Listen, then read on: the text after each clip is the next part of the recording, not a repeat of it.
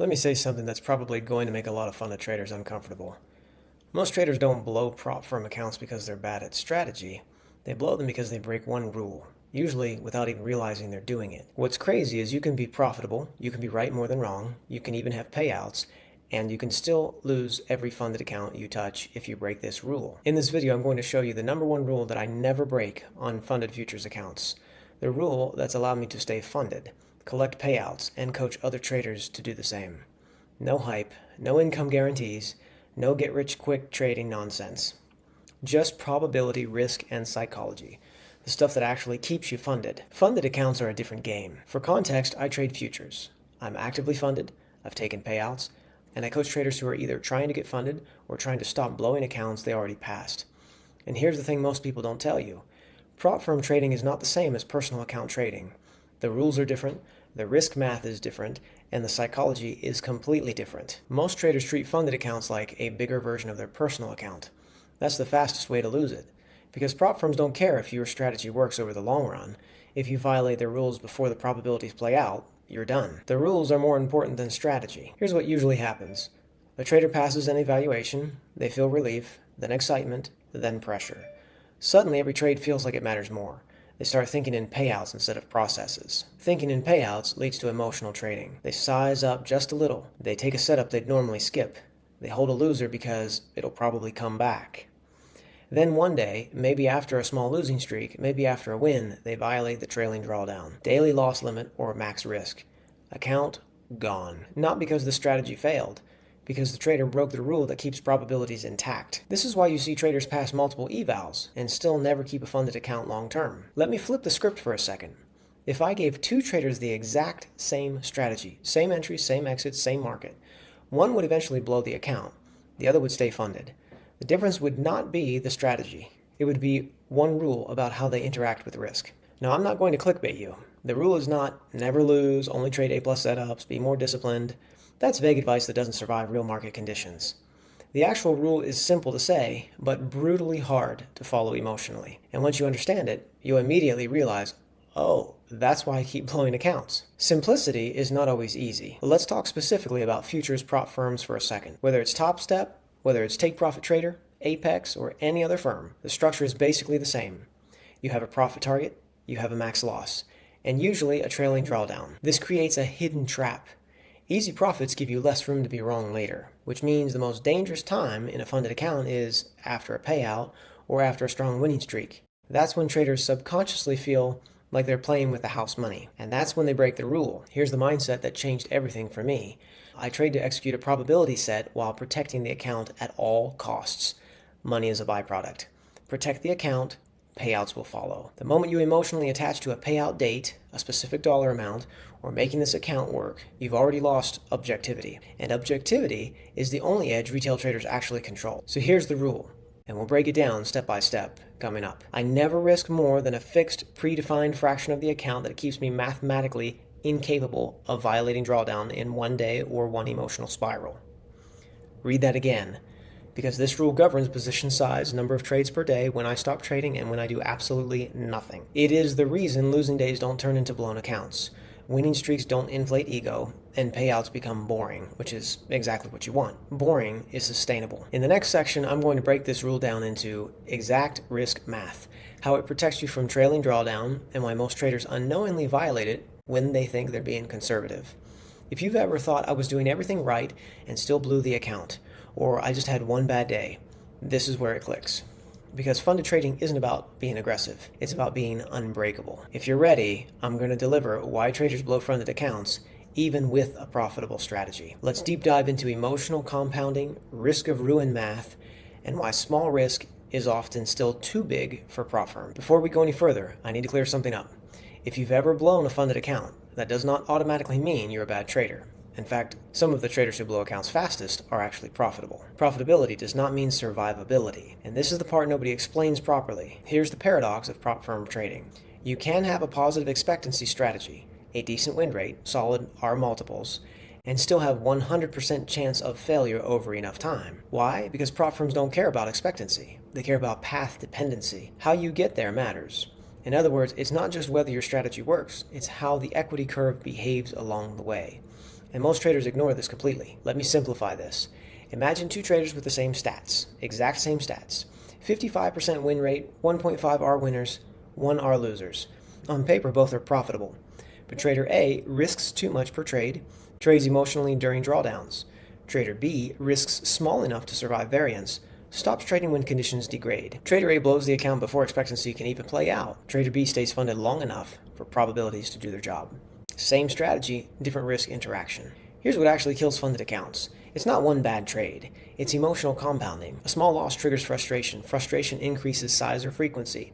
Increased exposure amplifies drawdown. Drawdown creates urgency. Urgency destroys discipline. Emotion and leverage will equal account death. This happens fast in futures because leverage magnifies everything. Profits, losses, and emotional responses. And prop firm rules don't forgive emotional spirals. This is where a lot of traders fool themselves. They say, I only risk 1% per trade. Sounds responsible, right? But here's the problem. 1% of a personal account is not the same as 1% of a prop firm account with a trailing drawdown. Trailing drawdown changes everything because the effective risk is higher. If your max drawdown is $2,500 and you're risking $250 per trade, you're only 10 losses away from death. Now, add slippage commissions and one emotional trade, that margin disappears fast. This is the part traders intellectually understand but emotionally ignore. Variance doesn't care that you feel locked in. You're on a hot streak. This setup looks perfect. Even a great strategy can produce 5, 7, or 10 losses in a row. If your risk model can't survive that without violating rules, the strategy is irrelevant. This is why traders pass evaluations then lose the funded account. Evaluations reward short-term aggression. Funded accounts punish it. Let's talk about payouts. The moment you think I'm close to a payout, I just need one more good day, I'll size up just this once. If I win, I'll never do that again. You stop trading probabilities and you start trading outcomes. Outcome-focused is emotional bias. This shifts your brain into loss aversion, revenge trading, overconfidence after wins. And prop firm rules are designed to exploit this weakness. They don't need you to be reckless forever. They just need one lapse. Here's the truth most traders don't want to hear. Most blown funded accounts were lost before the losing trade happened. They were lost when the trader chose too much size, too many trades, or too much emotional exposure. The losing trade just finalized it. The damage happens before the loss. This is why the rule I mentioned earlier matters so much, because it's not about being conservative. It's about making it mathematically impossible to self-destruct during variance. The rule governs maximum daily risk, maximum emotional exposure, maximum damage any single decision can do. In this next section, I'm going to break down the exact risk framework I use on funded futures accounts, how it interacts with trailing drawdown, and why it turns funded trading into a boring, repeatable process. Because the goal isn't to trade perfectly. The goal is to make it hard to fail. Up to this point, we've talked about why traders blow funded accounts. Now we're going to talk about how I prevent that. This is the exact rule I follow on funded futures accounts. Not theory, not motivation, not discipline talk. A rule that turns trading into a mechanical process instead of an emotional roller. This is about survival first. Here's the rule again, stated clearly. I never risk more in a single day than an amount that makes it mathematically impossible for me to violate trailing drawdown, even if I trade poorly. That's it. Everything else I do follows from this. Most traders obsess over risk per trade. That's not wrong, but it's incomplete. Funded trading doesn't kill you with one trade. It kills you with a sequence of trades inside a bad emotional state. So instead of asking, how much do I risk per trade, I ask, what's the maximum damage I'm allowed to do in a bad day? The daily risk is more important than the trade risk, because once the daily risk cap is hit, the game is over, on purpose. Let me walk you through how this actually looks. I start with 3 numbers: max trailing drawdown, daily loss limit, my personal max pain threshold. Then I deliberately choose a daily risk number that is small enough to survive variance, small enough to survive emotion, small enough to survive me being human. This usually ends up being shockingly small compared to what traders want to risk, and that's why it works. Here's the objection I hear all the time. But that's too slow. I won't hit payouts. It'll take forever. This is where traders get it backwards. Prop firm trading is not about speed. It's about not getting eliminated. Speed kills accounts. Once you're funded, time is your advantage. You don't need big days. You need survivable days. Once daily risk is defined, position size becomes automatic. No guessing, no ego, no improvisation. Position size is simply what size keeps me inside my daily loss cap, even if I take multiple losses. That's it. If the setup requires more size to feel worth it, I skip the trade. That's not discipline, that's design. The max damage concept is a concept that changed everything for me. Every trade has a maximum possible damage, not just the stop loss, the chain reaction. One bad trade can affect the next trade, affect whether or not I size up, try to make it back, affect confidence, affect execution. So I size the trades so that no single mistake can put me into an emotional recovery mode. If one trade can tilt you, it's too big. If I feel urgency after a loss, the size was wrong. Not mindset, not discipline, size. This rule protects you from yourself. This rule doesn't assume I'll trade perfectly. It assumes I'll get frustrated sometimes. I'll misread price action sometimes. I feel pressure near payouts. And it builds a cage around those weaknesses. This is how professional risk managers think. Not, I'll just be disciplined, but how do I make it hard to screw this up? The boring truth about consistent payouts? Here's the reality nobody sells on YouTube. Consistent payouts are freaking boring. They come from small days, flat days, controlled red days. Boring trading equals professional trading.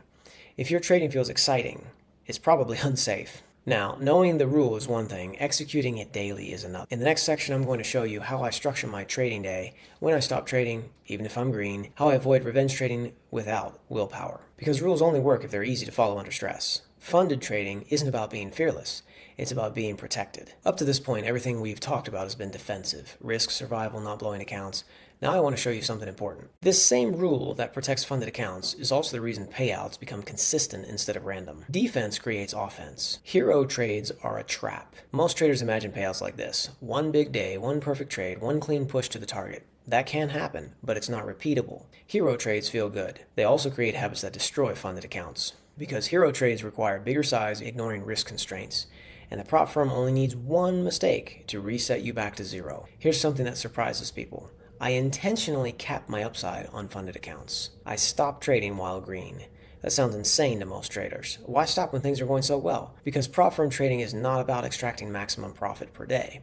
It's about keeping the account alive enough for payouts to stack up. Let's talk about green day ceilings. A green day ceiling is a predefined profit level where I just stop trading, no matter how good the market looks. Why? Because after a certain point, decision quality degrades, overconfidence creeps in, sloppy trades sneak in. The market doesn't know when you're up, but your brain does, and your brain becomes the risk. Here's what happens when you combine small daily risk, controlled green days, hard stop rules.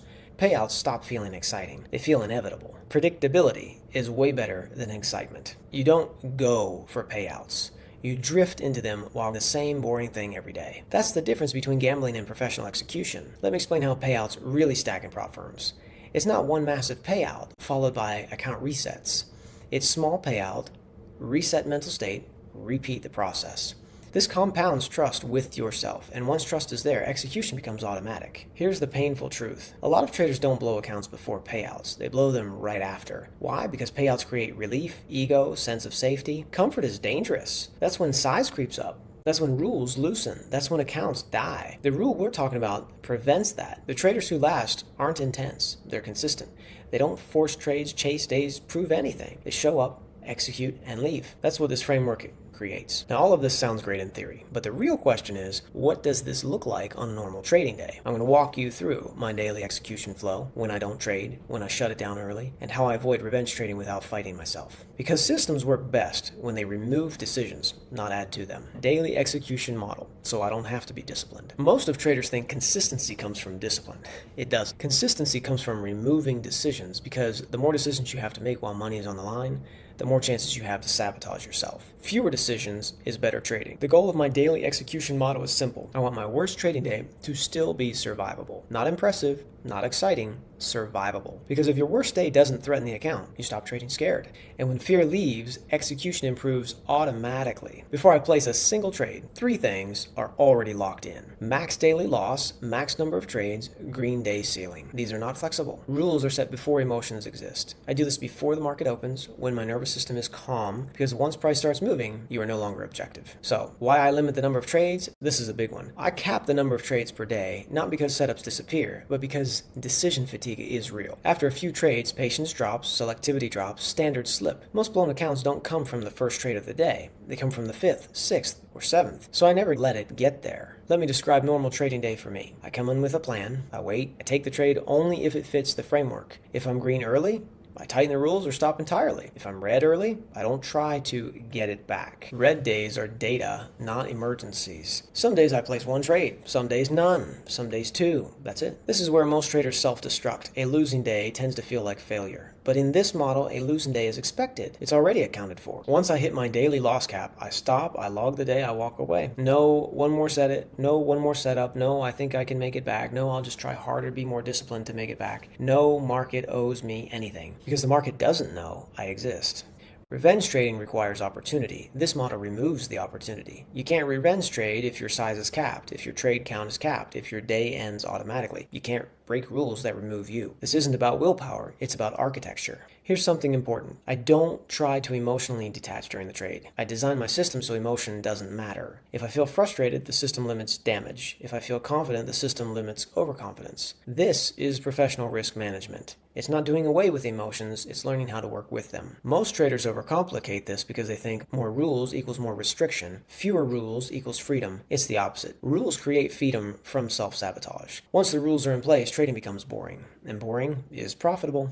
At this point, you understand the rule, the risk framework, the daily execution model. Now there's one final piece, the mindset that lets this work long term, especially when you're coaching others, trading publicly, or documenting the journey. This approach is scalable. Here's the payoff, when and when not to scale. At this point, you understand the rule. You understand the risk framework, you understand the daily execution model. Now we're going to talk about this long-term game, because this is where most traders quietly lose everything they've worked for. Not in the beginning, but after they start seeing success. Success creates a new type of risk. Most traders think scaling means bigger size, bigger days, bigger payouts. But scaling too early is just blowing accounts with confidence. Real scaling is boring. It happens when the process doesn't change, emotions don't change, only the environment changes. If your behavior changes when size increases, you're not ready to scale. Here's my rule for scaling. I don't scale when I feel confident. I scale when nothing feels different. No emotional change gives permission to scale. That means same execution, same rules, same green day ceilings, same boredom. If adding size creates excitement or fear,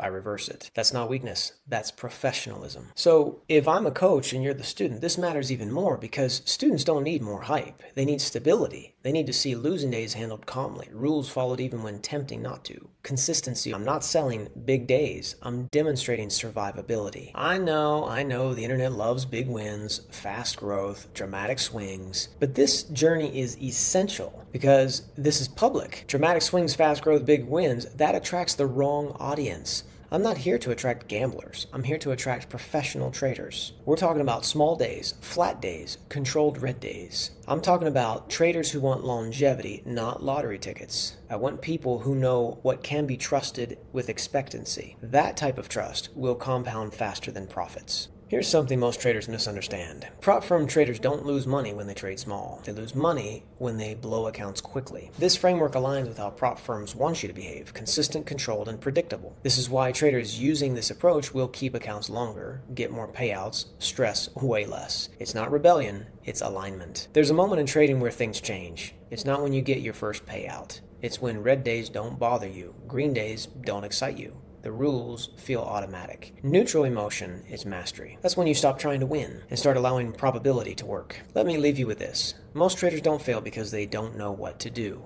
They fail because they abandon what works once it starts working. They size up too fast, they loosen the rules, they chase validation, and the market takes it all back. Respect the process that got you here. If this framework resonates with you, if you want to trade funded futures accounts without consistently feeling like one bad day will wipe you out, that's exactly what I help traders to do through coaching, structured execution models, and realistic expectations around prop firms. If you're looking for prop firms that fit this risk-first approach, I'll link the ones I personally use and trust below. No pressure, no promises, just structure. Funded trading isn't about being aggressive. It's about being repeatable and sustainable. It's about protecting yourself from the one person who is most likely to blow the account. You. Trade small, trade boring, and you will stay funded.